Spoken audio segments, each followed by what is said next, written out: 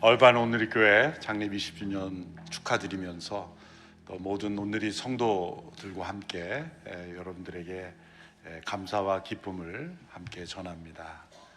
창립 기념주일은 교회의 존재 목적에 대해서 다시 되새기는 주일입니다.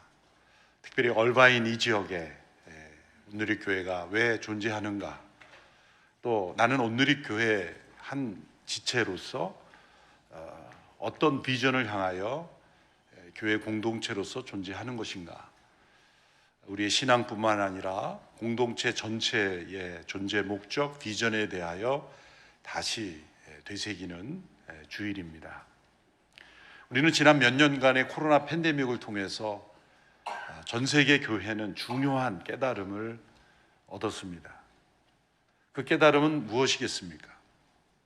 그것은 교회 다니지 말라는 것입니다. 교회 다녀서는 안 된다. 교회가 되라는 것입니다. 이 팬데믹 기간 동안에 예배당에 다니는 것이 신앙이라고 생각했던 분들은 엄청난 혼란을 겪었고, 또 심지어 아직도 돌아오고 있지도 않습니다. 그러나 함께 예배당에 모일 수 없는 그 상황 속에서도 교회로 존재했던 성도들은 오히려 그 믿음이 더 굳세지고 무엇을 위하여 내가 살아갈 것인가를 생각하는 소중한 영적인 훈련의 과정이었습니다. 팬데믹은 영적인 하나님의 이 키질, 이렇게 축정일을 우리의 삶 속에 신앙에서 걷어내고 심지어 전 세계 교회에서 걷어내는 소중한 기간이었습니다. 어떤 재난이 한 지역이나 한 국가에 머물지 않고 전 세계가 함께 겪는 이러한 전 세계적인 재난은 하나님께서 인류 전체에게 주시는 하나님의 계시의 음성이 있을 때 이런 일이 일어납니다. 앞으로 다가올 전 세계적으로 온 세상에 임할 마지막 심판 이전에 하나님께서 모든 세상에게 말씀하시는 중요한 교훈을 주시는 것입니다. 앞으로 이러한 재난은 갈수록 더 심해질 겁니다. 결코 이 세상에 대한 미래는 밝지 않습니다. 우리가 겪고 있는 이 기후위기, 또 예수님께서 말씀하신 대로 곳곳에 지진이 있을 것이다. 더 많아질 것이다. 예수님 당시 지진을 측정하는 과학기구가 분명히 없었을 그때 예수님은 미래, 종말이 다가올 때 지진을 말씀하셨어요. 여러분들이 검색을 해보시면 지난 10년 동안에 전 세계에서 일어난 지진의 빈도수와 그 이전에 100년, 200년 전의 지진의 빈도수를 비교해보면 그래프가 급속도로 올라갑니다. 그것은 예수님께서 말씀하신 대로 종말이 가까웠다는 것이죠. 전 세계적인 팬데믹이 바로 그것을 증거하는 것이고, 하와이에서 일어난 산불을 비롯하여 곳곳에서 일어나고 있는 전쟁, 기근, 지진, 이 모든 것이 종말의 서곡이죠. 이때 교회는 어떠한 모습이며 이 마지막 때의 교회는 무엇을 위해서 존재하는가? 역사적으로 교회가 존재할 수 있었던 것은 교회가 세상에서 선한 일, 착한 일 많이 했기 때문이 아닙니다. 선한 일을 할 필요가 없다는 뜻이 아니죠. 역사를 되돌아보면 교회는 사회 속에 좋은 일보다 오히려 악영향을 끼쳤던 때가 훨씬 많습니다. 중세교회 정치 권력을 교회가 장악했던 때가 있었고, 십자군 전쟁에서 십자가를 앞세운 전쟁으로 수많은 사람들을 칼과 창으로 죽이는 일이 있었고, 종교전쟁, 종교재판, 그리고 수많은 이단들, 어떻게 보면 역사 속에 교회가 존재함으로써 얼마나 많은 혼란이 있었는가요? 그런데 이 교회는 사라지지 않았을까요? 그래서 하나님께서 교회에게 복음을 맡겨주셨고, 그리고 구원의 방주를 교회를 통해 노아에게 맡겨주신 것처럼 구원의 길, 예수 그리스도의 복음의 역사를 교회를 통해 주셨기 때문입니다. 그러므로 이 마지막 때에 교회는 무엇을 위해서 존재하는가? 그리고 우리는 이 교회의 일원으로서, 전 세계 교회의 일원으로서 어떠한 비전을 가지고 존재해야 되는가 생각해야 하는 것입니다. 어떤 분들은 내가 교회를 택했다고 생각하고 교회에 나가준다고 생각하고 교회를 도와준다고 생각하는 분도 있어요. 다 착각입니다. 여러분들이 얼바인 온누리교회 한 일원이 됐을지라도 여러분이 교회를 택한 게 아니라 하나님께서 여러분을 교회로 부르신 것입니다. 주어가 바뀌면 안 됩니다. 내가 얼바인 온누리를 택한 게 아니라 하나님께서 여러분을 얼바인 온누리로 부르셔서 교회로 존재하게 하신 것이에요. 그러므로 교회에 다녀서는 안 된다. 교회 다니는 신앙으로서 결코 이 마지막 때를 이길 수 없습니다. 코로나 팬데믹은 적당히 믿는 신앙으로는 결코 마지막 종말을 견딜 수 없다는 거예요. 예수 그리스도의 복음 안에서 확실한 신앙으로, 그리고 교회가 무엇인지를 분명히 깨닫고 그 목적에 충실할 때만 우리는 이 마지막 심판을 가까이 하는 이 종말을 이기고 승리할 수 있다는 겁니다. 역사적으로 보면 크게 세 가지 타입의 교회가 존재해 왔습니다. 그리고 지금도 존재합니다. 첫 번째 타입의 교회는 사도행전에 나타난 그 교회를 추구하며 오늘 이 시대에 사도행전의 역사를 계속 써나가려고 하는 교회, 그 교회를 가르쳐 우리는 미셔너리 처치라고 부를 수가 있죠. 초대교회, 사도행전에 나타나는 교회는 교회가 곧 미션 에이전시였어요. 선교단체가 따로 필요가 없었습니다. 교회 역사가 흘러가면서 언제부터인가 선교단체가 생긴 것, 그래서 선교단체가 필요 없다는 게 아니라 교회가 선교를 하지 않기 때문에 선교단체들이 생긴 거예요. 교회가 수도원이 생긴 건 교회가 영적 경건을 잃어버렸기 때문에 중세에 수많은 수도원이 생긴 거예요. 교회가 정치 제도화하고 권력화되고 또 영적인 무기력함이 느껴지니까 기도와 경건에 힘쓰려고 수도원으로 뛰어나갔죠. 교회가 선교적 소명을 잃어버리니까 그 선교적 소명을 다하려고 선교단체들이 생긴 거죠. 어떤 의미에서는 선교단체와 수도원이 필요 없어야 합니다. 네. 하나님의 시각에서는 교회가 곧 미션 에이전시요, 교회가 곧 기도원이요, 교회가 곧 수도원이요. 교회가 곧 미셔너리여야 되는 거죠. 미셔너리 처치는 단지 선교사를 파송하는 교회가 아니라 모든 성도들이 세상 속에 선교적 사명감을 가지고 존재하는 교회입니다. 제가 이 미셔너리 처치나 어떤 교회인가를 ABC로 정리를 해봤습니다. A는 무언가, 어포슬이라는 단어는 사도들이라는 건데, 이 영어의 어포슬은 어원이 헬라어로 어포스톨로스, 그것은 보냄받은 자라는 뜻이에요. 예수님께서 제자들로 부르셔서 제자란 스승을 담는 자라는 것이고, 그 제자들을 보내셨다고 할 때 어포스톨로스, 그래서 사도 베드로, 사도 바울, 사도 요한, 이렇게 그들이 사도라는 명칭을 사용했죠. 그건 보냄받은 자라는 거예요. 그러면 초대교회에 있었던 그들만이 보냄받은 자가 아니죠. 하나님께서 예수 그리스도 안에 제자로 부름을 받은 모든 이들은 다 세상 속에 보냄을 받은 자가 되어야 합니다. 어떤 직업을 가졌던, 교사로, 비즈니스, 의사로, 또 심지어는 가정주부로, 자녀를 양육하는 부모로 우리는 세상 속에 보냄을 받은 자로서 존재해야 되는 것이죠. 이 미셔너리 처치의 첫 번째 B는 뭘까요? 베프티즘, 그 공동체를 통해 예수 그리스도를 믿고 변화되는 영혼들이 있는 것이죠.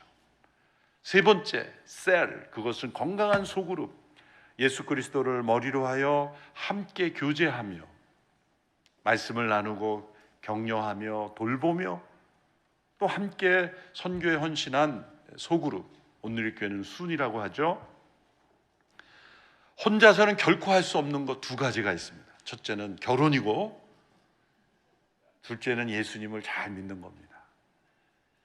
예수님을 잘 믿기 위해서는 누군가 함께 삶을 나누고 신앙을 나누는 건강한 이 공동체가 있어야 합니다.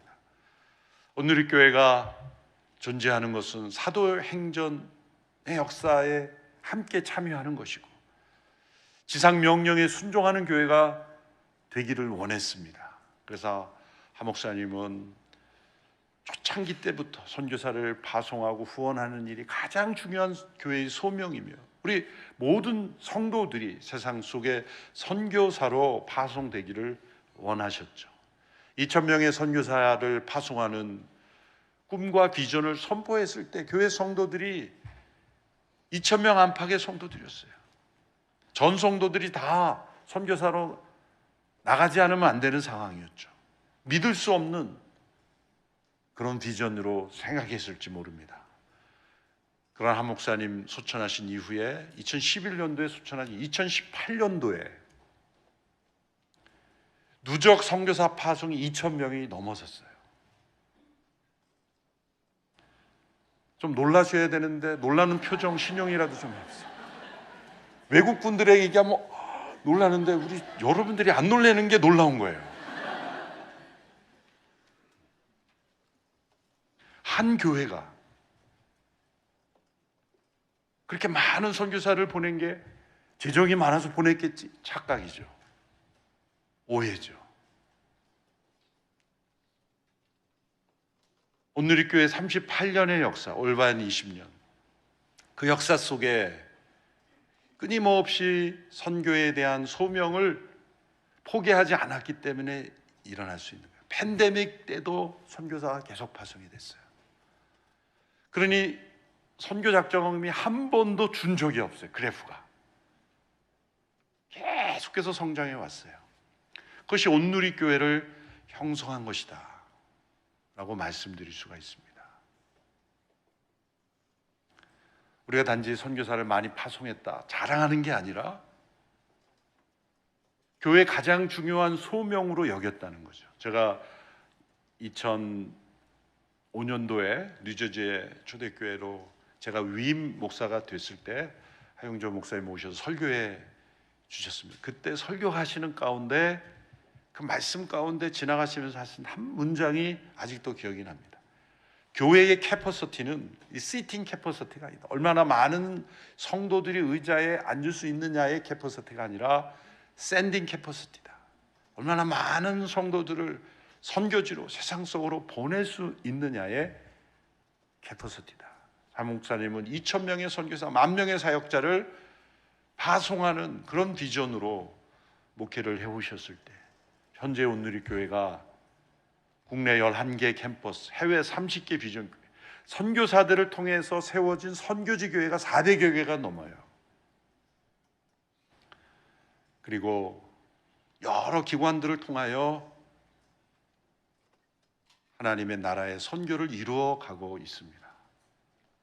오늘 20주년을 기념하는 영상의 성도들의 간증 속에 이 미션이라는 단어가 반복되어 나오며 그것을 기뻐하는 모습을 보며 우리 한 목사님도 얼마나 기뻐하실까, 또 하나님이 얼마나 기뻐하실까. 하나님이 기뻐하시는 올바른 온누리 교회로 성장한 것을 다시 한번 기뻐하며 축하드립니다. 두 번째 타입의 교회는 메인테넌스 처치예요. 메인테넌스, 이게 유지하는 거죠. 겉으로 볼 때는 아무 문제가 없어요. 예배도 있고 말씀도 배우고 교제도 있고 다 있습니다. 그러나 중요한 미션이 빠져 있어요. 어떤 상황 속에 헌금이 줄면 가장 먼저 선교 후원을부터 끊습니다. 실제로 그런 소식을 많이 듣습니다. 여러 선교사님들이 오늘의 교회 연락을 해보면서 도와달라 그러면 교회가 재정이 어려져서 선교 후원을 더 이상 못한다는, 그런 교회를 가보면 교회 자체를 유지하는 그러한 예산은 언제나 줄지 않아요.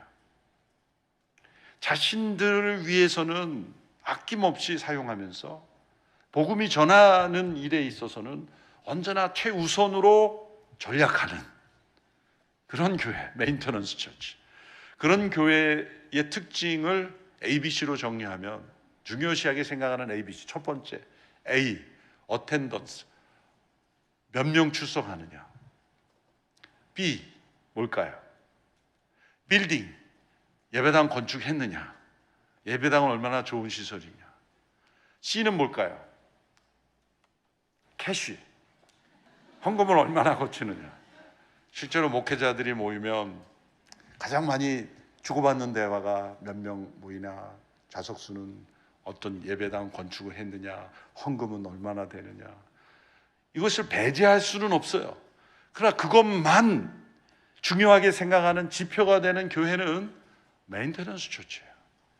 그 교회를 통해 어떤 선교 사역이 일어나고 어떠한 미션이 일어나는가에 대해서는 관심이 없다면 메인테넌스 처치. 이렇게 두 번째 타입이 된 교회는 역사가 흘러가면서 세 번째 타입이 되는데, 그 세 번째 타입의 교회는 뮤지엄 처치라고 부를 수가 있어요.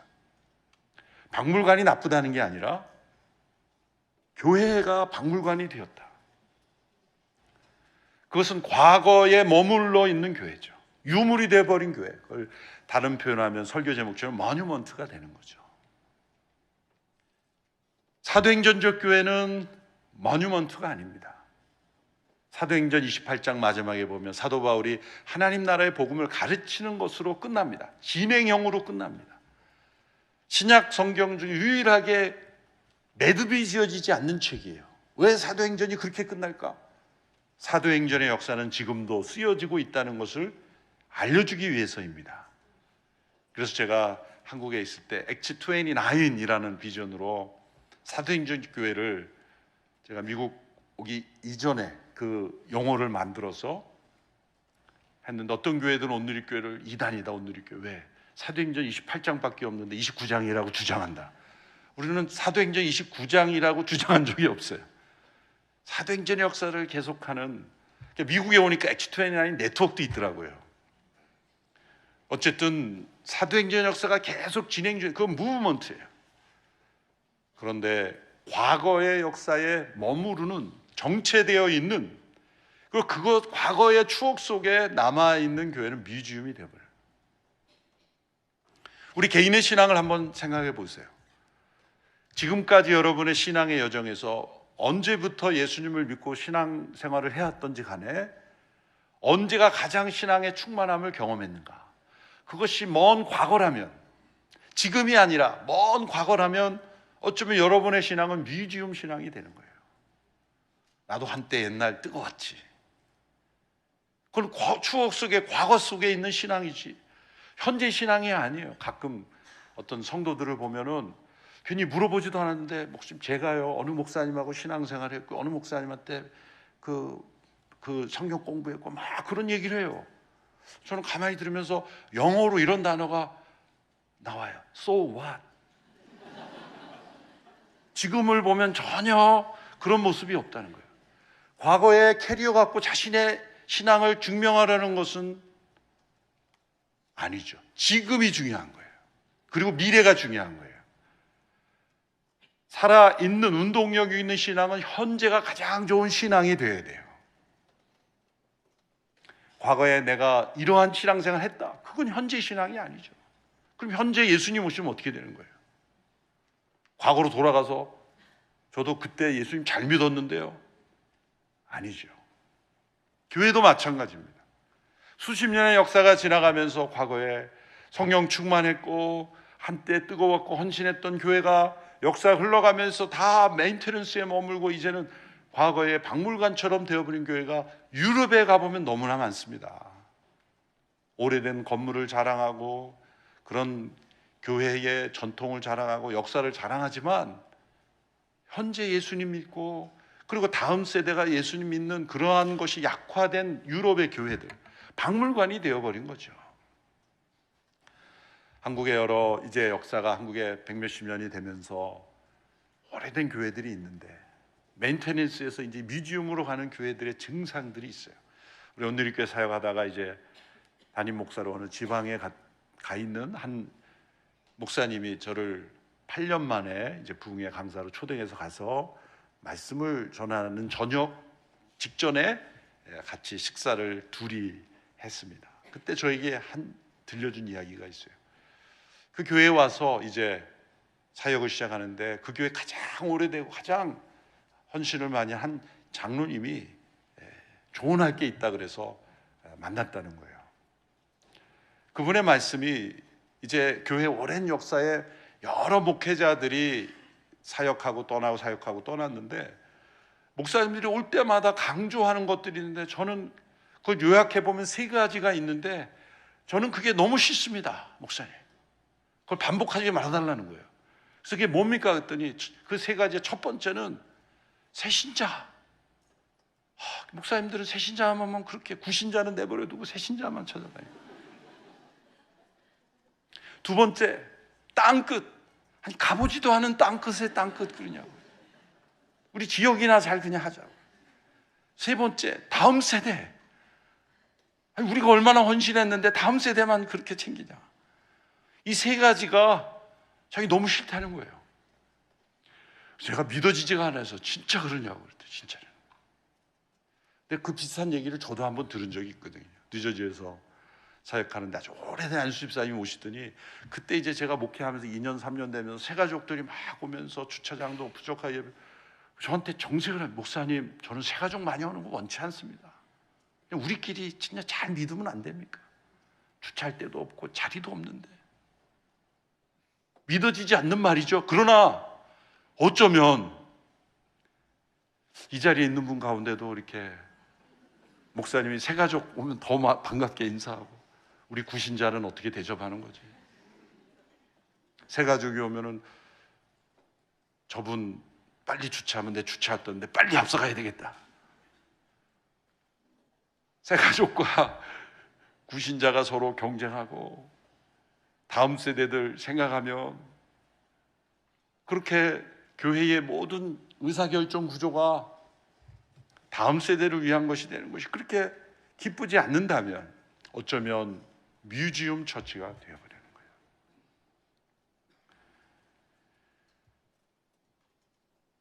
오늘의 교회 목회 철학은 미셔너리 처치다. 올 여름에 이제 어쩜 팬데믹이 끝나고 처음으로 이렇게 팀을 짜서 국내외로 아웃리치를 처음으로 갈 수 있는 해가 되었는데 올해 코로나 이전에 오늘의 교회 성도들이 어린아이부터 성인까지 아웃리치로 간 인원들을 하면 5천 명대 정도 매년 아웃리치를 갔어요. 올해가 8,400명 이상이 간 거예요. 이것도 놀라지가 않아요. 참. 무슨 말을 해야 여러분들이 놀랍니까?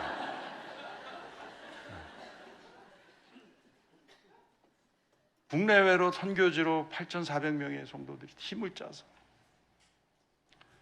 난민 돕기에서 우크라이나 난민 폴란드로 가고 레바논으로 가고 몽골로 가고 남미로 가고 이렇게 헌신해서 그것을 위해서 1년 내내 준비하고 각 공동체에 연결된 선교사님 방문하고 그게 교회의 가장 중요한 프로그램이 되는 거예요. 하 목사님이 꿈꾼 그러한 미셔너리 처치 그게 현실로 이루어져 가기에 오늘의 교회가 다툼과 분열이 없는 거예요. 가장 싸움이 많은 교회로 가보면 뮤지엄 처치예요. 그 다음으로 많은 교회가 메인테넌스 처치. 가장 싸움이 없는 교회가 미셔너리. 왜? 해야 할 일이 있고 소명이 있는데 조금 의견 차이가 있어도 그냥 익숙지가 되는 거예요. 익숙지가 되는 거예요. 그래서 미셔너리 처치는 어떤 교회인가 도표로 그려보면 이렇게 정리할 수가 있어요. 미션이 교회의 모든 기능들을 캐럴라이징하는 촉진시키는 교회이다. 교회의 네 가지 기능을 요약한 겁니다. 워십이 있습니다. 디사이플십이 있습니다. 커뮤니티가 있습니다. 교제를 포함한 거예요. 미션은 뭐를 포함합니까? 잃어버린 영혼을 구원하는 전도요, 우리 다음 세대를 키우는 교육이요, 그리고 땅끝을 향하여 나가는 모 교회의 어느 장로님이 가장 싫어하는 세 가지, 그게 미션이에요. 이 미션이 예배를, 제자 훈련을, 공동체를 캐럴라이징하는 거예요. 여러분, 이 무엇이 그런데 예배를 잘 드리면 예배가 디사이플십을 캐럴라이징 할 수도 있고 커뮤니티 캐럴라이징 할 수 있어요. 그런데 나머지 모든 기능을, 세 가지 기능을 캐럴라이징 할 수 있는 건 미션밖에 없어요. 수년 전에 이제 제가 괌 온누리교회 설교하러 갔을 때 강남의 어느 공동체의 아웃리치가 그 괌에서 한 몇 시간 떨어진 그 축이라는 섬에 아웃리치가 있었어요. 그래서 한 15 정도 가정된 그 가정들이 이제 아웃리치를 간 거예요. 괌을 경유해서 또 비행기를 타고 가는데, 이제 그분들이 아웃리치를 마치고 돌아올 때 제가 설교하러 가서 만나게 된 거예요. 또 제가 담당했던 공동체이기 때문에 반갑게 만나는데 그렇게 성령 충만하고 예전에 제가 봤던 그런 모습들이 아니에요. 단지 뭐 해외를 나왔다 그런 게 아니에요. 근데 얼굴을 보니까 뭐 다 좀 상해 있고 뭔가 좀 옷차림도 그렇고 뭐 여성 성도들 화장도 제대로 못하고 뭐 그런 모습이지만 그렇게 뜨겁게 성령 충만한 모습, 같이 예배를 드리는데 막 성령님이 역사하시는 거예요. 무슨 일이 일어나 이렇게 물어보니까 이분들이 짐을 다 붙였는데 모든 짐이 어디론가 사라져 버린 거예요. 핸드캐리한 작은 짐 빼놓고 보낸 짐은 다 다른 나라로 가버린 거예요. 그래서 일주일 동안 모든 짐 없이 원주민처럼 산 거예요.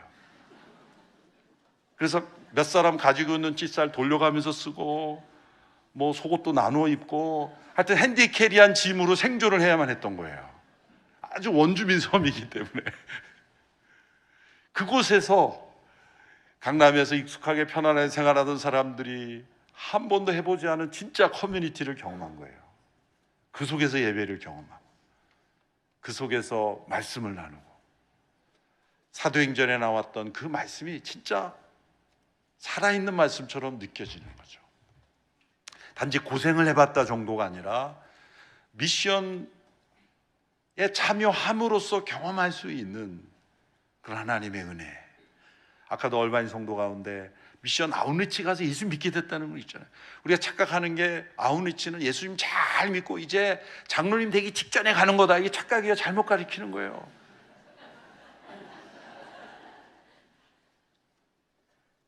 오히려 예수님 안 믿는 분이 아웃리치 가서 예수 믿게 되는 경우도 있는 거예요. 신약의 초대교회는 처음부터 전도하고 선교했어요. 무슨 직분 받아야 그때 선교하는 게 아니에요. 처음부터 교회 전체가 선교했다는 거예요.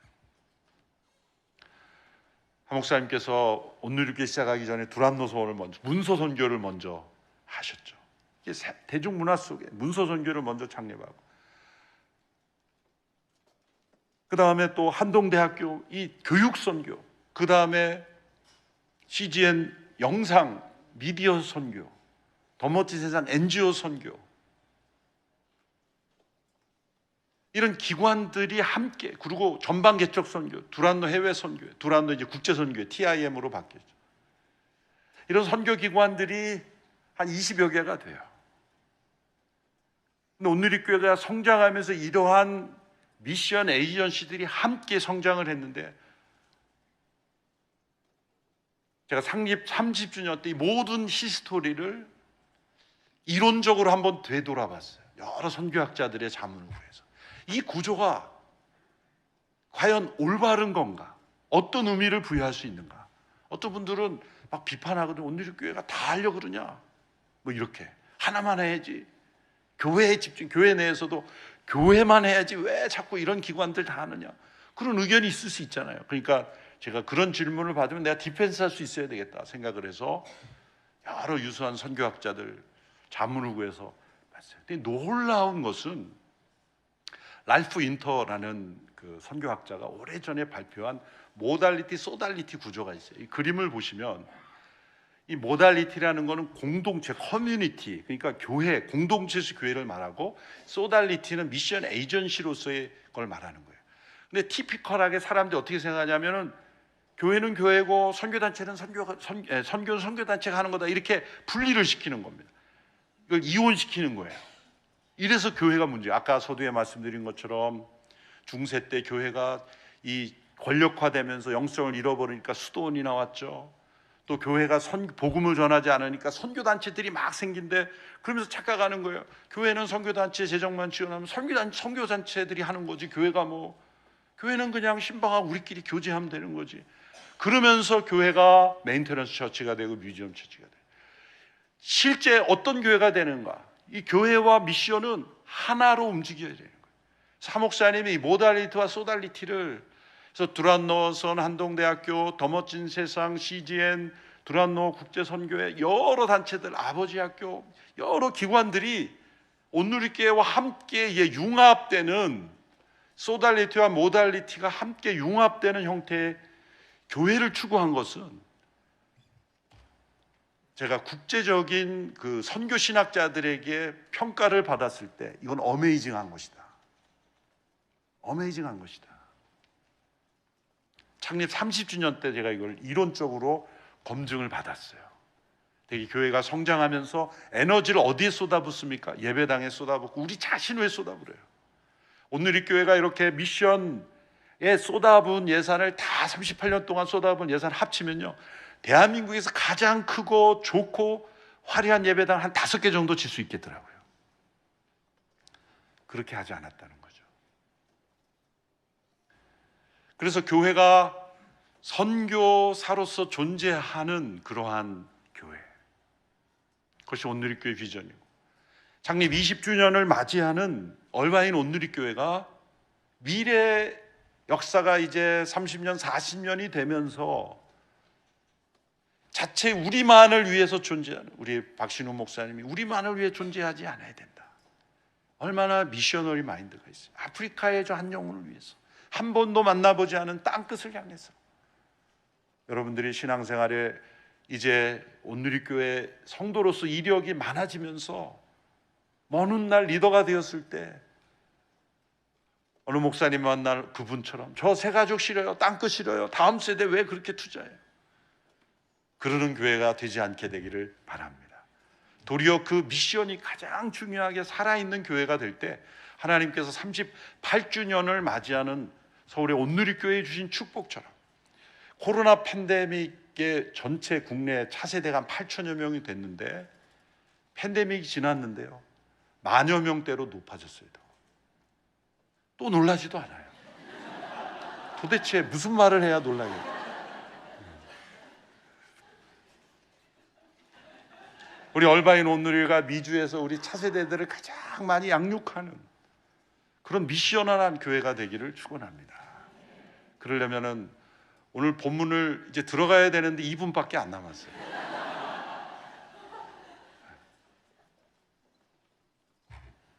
본문은 들어가지도 못했어요. 서론이 너무 길어서 죄송합니다. 예수님께 찾아와서 도전하고 있는 사람들의 예수님이 답변하신 거예요. 바리새인들입니다. 이 바리새인이라는 것은 구약 역사에 있어서 미션 에이전시라고 보시면 돼요. 어떤 미션 에이전시인가? 이스라엘 백성들이 성전이 무너지고 포로로 잡혀갔을 때 이들은 성전에 다녀야만 하나님과의 관계가 유지된다고 생각했는데 하루아침에 하나님 성전을 무너뜨린 거예요. 그러니까 우리가 팬데믹 때 예배당에 다녀야 신앙생활 한다는데 예배당에 못 나가니까 이거 어쩌지? 그런 거랑 똑같은 거예요. 그럴 때 자신의 일상을 내려놓고 하나님의 말씀을 연구해서 가르치는 일에 헌신하는 이들이 나왔는데 그들을 가리켜 구별된 사람들이다. 그래서 바리새라는 말을 지금 붙인 거예요. 그래서 히브리어로 이 바리새라는 말은 구별된 사람, 좋은 의미입니다. 존경받았어요. 바리새의 기원이 누구냐면 에스라, 학사 에스라. 말씀을 연구하고 지키고 가르치는 일에 헌신한, 그게 바리새 운동의 기원이에요. 존경받았던 사람들이요. 각자 자신의 삶을 영위하기에 바쁜데 하나님의 말씀에 헌신한 이들이었죠. 그들을 통해 신앙이 이어져 왔어요. 예수님 당시로 와서 이들은 위선과 외식의 대명사가 되어버렸죠. 왜 그들이 그렇게 되었는가? 좋게 출발한 이들이 왜 사내들인 공회원에서 정치, 사회, 경제를 완전히 장악하는 그러한 위선적인 종교인이 되었는가? 그들이 예수님께 질문하죠. 왜 금식하지 않는? 예수님 금식 하지 않은 게 아니죠. 은밀하게 하셨기 때문에 그들 눈에 보이지 않았기 때문이죠. 그들은 일주일에 2번 재를 뒤집어 쓰고 찢어진 옷을 입고 많은 사람들이 보기에 금식하는구나 그렇게 보이는 금식을 했다는 거예요. 왜 그걸 하지 않느냐는 거예요. 예수님 거기에 답변해 주셨어요. 그런데 그들의 문제만이 아니라 오늘 이 시대의 교회들이 왜 운동력을 잃어버리고 머니먼트가 되어버리는가, 무브먼트가 아닌 머니먼트가 되어버리는가, 거기에 대한 답변을 주는 거예요. 첫 번째 예수님이 주신 비유는 결혼의 비유입니다. 신랑이 함께 있는데 신부가 금식할 수 있느냐, 이 말은 무슨 뜻일까요? 유대인들의 결혼은 신부가 신랑을 기다립니다. 단지 몇 분이 아니라 몇 시간, 며칠 될 수도 있어요. 우리식의 결혼은 신랑 신부가 함께 입장하거나 이렇게 그 같은 예식에서 하는데, 유대인들은 신부가 신랑을 기다리게 만들어요. 아주 고역한 남자들이죠. 기다리게 한 거는 기쁨을 증가시키기 위해, 우리가 배고플 때 기다린 만큼 음식이 더 맛있어지는 것처럼 신랑을 기다리게 함으로 그 기쁨을 증대시키기 위한 것이에요. 그래서 이런 비유도 있죠. 기름을 준비하지 못해서 기름을 가지러 갔을 때 신랑이 와서 영접하지 못했다, 그런 비유도 나오는 거예요. 그건 장차 오실 그리스도를 준비하지 못했기에 신랑 대신 예수님이 다시 오실 때 맞이할 준비가 되지 않은 것을 우리에게 경고하시는 거예요. 이처럼 이 결혼의 비유를 통해 우리의 신앙을 교훈하셨어요. 그런데 신랑이 있으면 그 기쁨으로 함께 맞이하게 되죠. 신랑이 함께 만나는 그 기쁨의 때에 금식할 수 있느냐? 너희들이 행하는 그 슬픔의 금식은 더 이상 이제 존재할 수가 없다. 이제는 이 기쁨의 나라가 존재해야 한다는 거예요. 여러분들이 결혼식을 마치고 피로연장에 갔는데 거기에 이렇게 그 사인이 붙어 있다고 생각해 보세요. 오늘은 금식입니다. 결혼식장에 갔는데 금식이래요. 예수님이 그 말씀 하시는 거예요. 그런데 그때 금식하는 사람이 있죠. 누굽니까? 신랑 신부. 너무 기뻐서 먹을 시간도 없지만 예식 마쳤는데 제일 먼저 가서 열심히 먹고 있는 신랑 신부 봤어요? 기쁨 때문에 하는 금식은 있을 수 있어도 그 기쁨을 나누는, 슬퍼서 하는 금식은 없는 거예요. 여러분, 이 예식장에 가면 모두가 다 기쁨의 얼굴이죠. 누구 결혼식에 가서 우울한 얼굴하고 슬픈 표정하고 눈물, 그런 사람이 있다면 수상한 사람이죠. 자기가 사랑하는 사람이 다른 사람과 결혼하고, 그런 케이스가 아니라면 슬픈 표정 할 이유가 없는 거예요. 다 기쁘는 거예요. 교회의 모습을 보여주는 거예요. 교회에 계속 있어야 될 운동력은 뭔가? 신랑 대신 그리스도를 만나는 기쁨, 그 결혼식과 같은 그 기쁨이 교회 안에 있어야 돼요. 더 나아가면 신랑 대신 그리스도를 누군가 그분을 만나도록 인도함으로써 누리는 기쁨. 세례 요한이 그런 고백을 했죠. 요한복음 3장에 보면 나는 신랑의 들러리라 그랬어요. 그리고 다른 사람을 신랑과 만나게 함으로써 나는 그 기쁨이 충만하다. 그 말씀이 언제 나왔냐면, 세례 요한의 제자들이, 이제 세례 요한을 따르던 사람들이 예수님이 등장하자 예수님께로 다 가니까 제자들이 불편한 거예요. 예수님께 대한 질투심이 생긴 겁니다. 그래서 제자들이, 사람들이 다 예수님께로 가버립니다. 그랬더니 세례 요한이 나는 신랑의 들러리다. 내가 주인공이 아니다. 그분은 흥하여야 하겠고 나는 쇠하리라 하리라.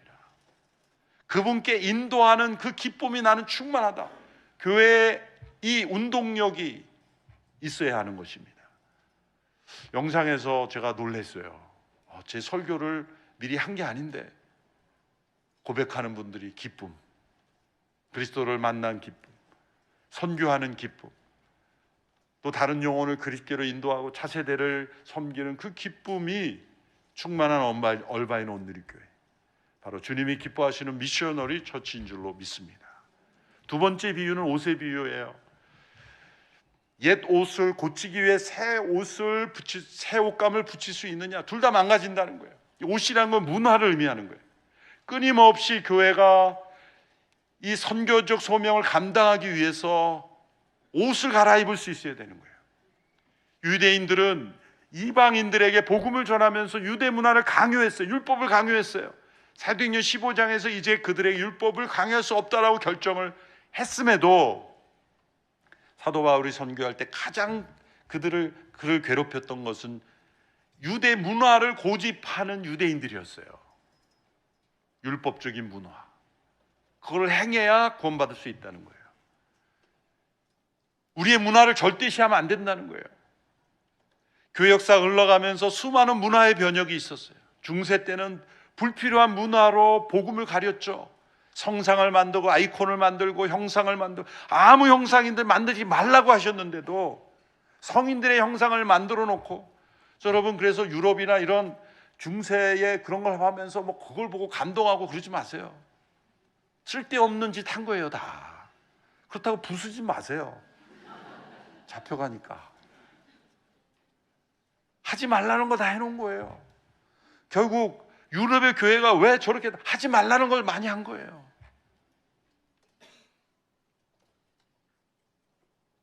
잘못된 문화를 지키려고 하니까 무브먼트가 없어지고 마뉴먼트가 되는 거예요. 교회 역사적으로 한국 교회 역사를 보면 잘못된 문화를 지키려고 할 때 마뉴먼트가 되는 거예요. 오늘도 한국 교회 가보면요, 이런 단상에 슬리퍼 그 신발을 벗고 올라오게 하는 교회들이 있어요. 아직도. 저 어렸을 때 분명히 기억해요, 그 기원을. 왜냐하면 이제 어렸을 때만 해도 전부 비포장도로였어요. 그런데 교회 강단은 좀 중요한 데라 그래서 카펫을 깔아놨어요. 그런데 우리 같은 어린아이들이 흙탕에서 놀다가 막 올라가잖아요. 그걸 청소할 도구가 없는 거예요, 사찰 집사님이. 그러니까 슬리퍼 신고 따로 구별을 한 거예요. 그런데 강단은 거룩한 곳이기 때문에 슬리퍼를 신는 게 아니라는 거죠. 내 발에서 신을 벗으라는 그 말씀에 해당되면 안 되는 거예요. 근데 제가 서울에 진짜 한복판에 사대문의 어느 교회에 설교를 하러 갔는데 슬리퍼를 신어야 된다는 거예요. 그래서 뭐 또 가운도 입어야 된다. 그걸 미리 얘기했으면 제가 가운을 가져갔을 텐데, 저보다 몸집이 굉장히 작으신 분인데 그 가운을 입으라니까 무슨 막내 동생 옷이야. 그 슬리퍼 신으라는 거예요. 그래서 또 제가 발이 좀 큰데 3분의 2밖에 안 들어가는 슬리퍼를. 근데 또 밖으로 가는데 비가 왔어요. 또 양말이 다 젖은 거예요. 그래서 서 있는데 뒤에서 빗물이 줄줄줄 하는데, 그러고 나서 올라왔는데 양쪽에 찬양팀들이 성가대가 다 섰는데 다 신발 신었어요. 나만 벗긴 거예요. 설교하는 내내 그분들 신발 보면서 나는 왜 벗겼을까? 신학적으로 도저히 이해가 안 가는 거예요. 아직도 슬리퍼를 신더라고요. 아니, 예의상 신는 게 예의죠. 왜 그렇게 그거는 오래전에 이제 어렸을 때 기억해요. 청소하기 힘드니까 벗었을 뿐인데 그거를 문화를 고수하는 거예요. 문화를. 아무 의미 없는.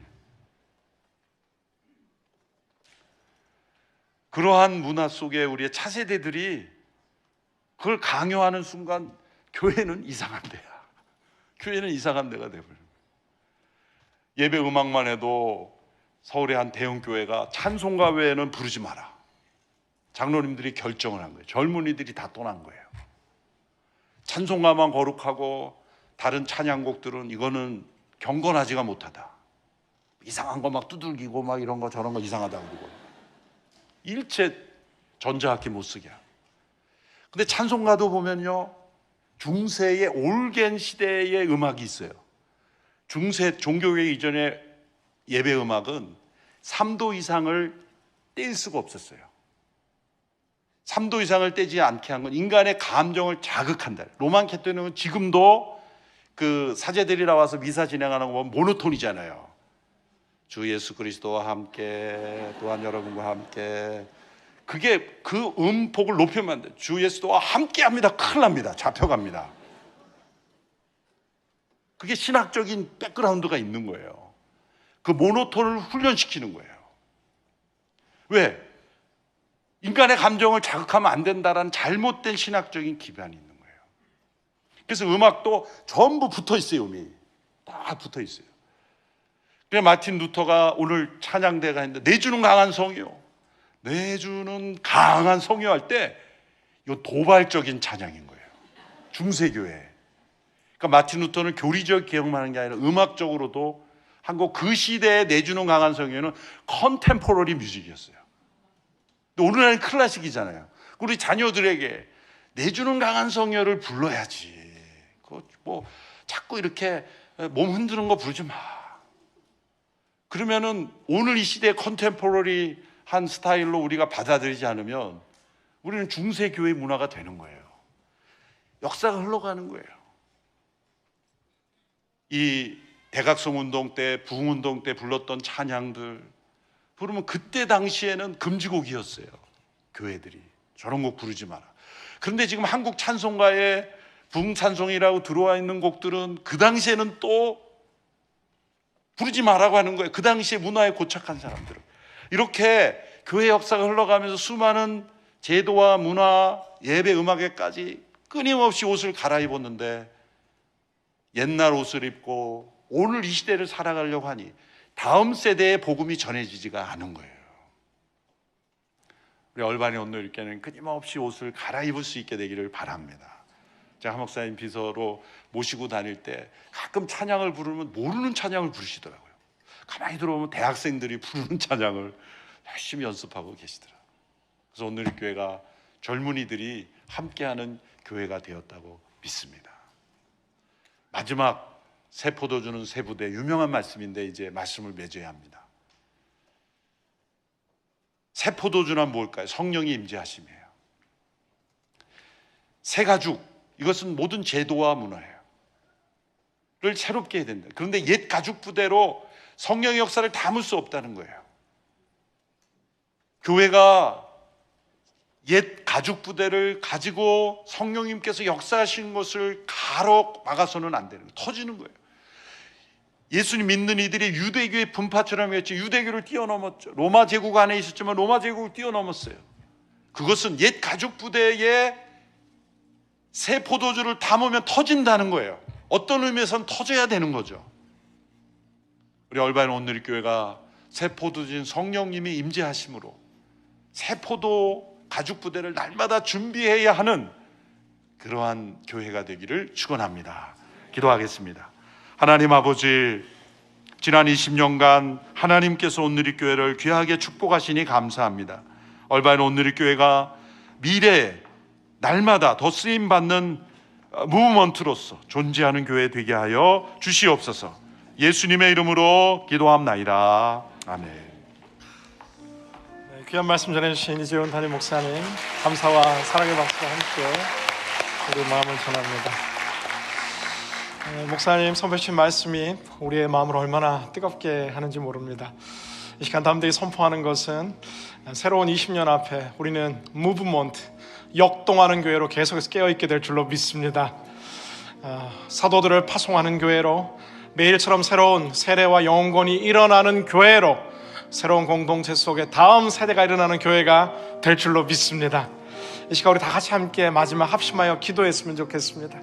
가능하신 분들 다 자리에서 일어나셔서 우리가 합심하여 함께 기도할 때, 주님, 우리 온누리교회가, 우리 얼바인 온누리교회가 바로 그 교회 되게 하여 주시옵소서. 계신 자리에 믿음의 두 손을 들고 새로운 예수님 믿는 영혼들이 일어나게 하여 주십시오.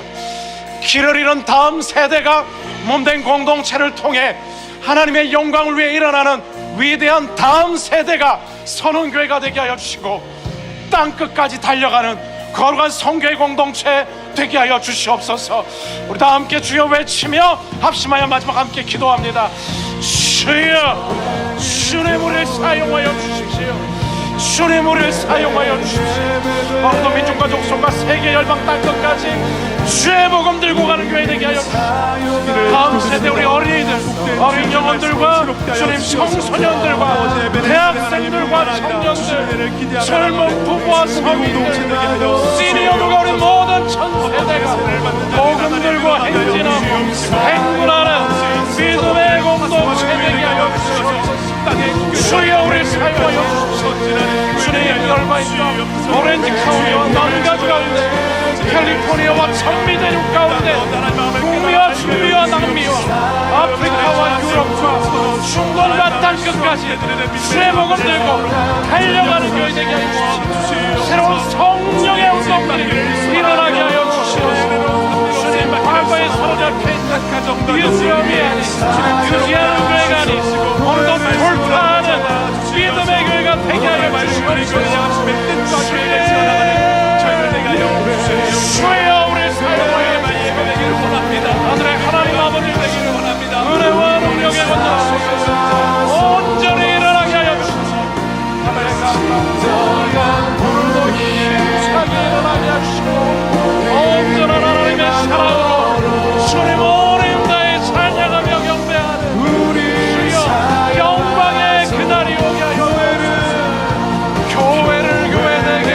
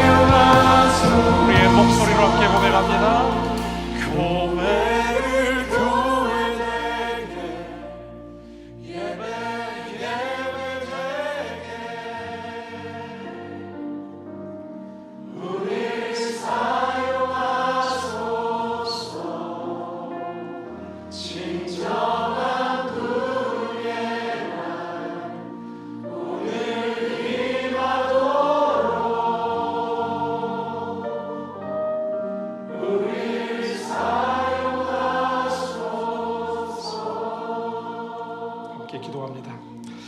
사랑의 주님, 오늘 여기 이 시간까지 인도하여 주신 넘치는 주님의 은혜로 인해 감사합니다. 오늘 우리의 삶에 새로운 믿음의 전성기가 다시 시작된 줄로 믿습니다. 우리의 개인의 삶에, 교회의 미래 위에 매일처럼 새로운 위대한 하나님의 시간들이 갱신되게 하여 주시옵소서. 새로운 성령의 파도가 일어나게 하여 주시옵소서.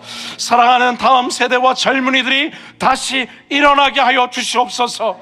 새로운 영혼구원의 역사가 일어나게 하여 주시고 땅끝까지 주의 복음 들고 달려가는 사도행전적인 바로 그 교회 우리가 되게 하여 주시옵소서. 주께서 허락하신 풍성한 은혜에 감사하며 구별하여 드리는 이 아름다운 헌신의 손길들을 축복하여 주시옵소서.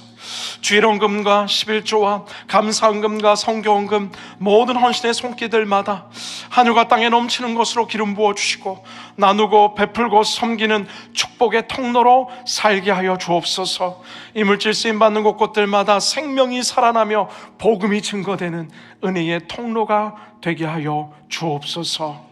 주 예수 그리스도의 이름으로 기도드리오며 이제는 우리 주 예수 그리스도의 한량없는 은혜와 극진하신 하나님 아버지의 사랑하심과 매 순간 역사하시는 성령님의 교통하심의 은총이 새로운 성령의 충만한 공동체를 향해 힘차게 다시 출발하기를 결단하는 얼마나 오늘 교회의 모든 예배자들 머리 위에 캘리포니아 땅과 전미 대륙과 민족과 족속과 세계 열방 땅의 끝 위에 지금으로부터 영원토록 함께 하시기를 간절히 축원하옵나이다. 아멘.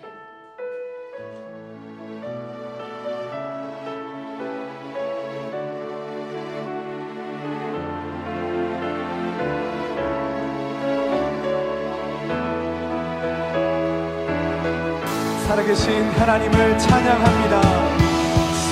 살아계신 주 나의 참된 소망 걱정 의심 전혀 없네. 아멘. 사랑의 주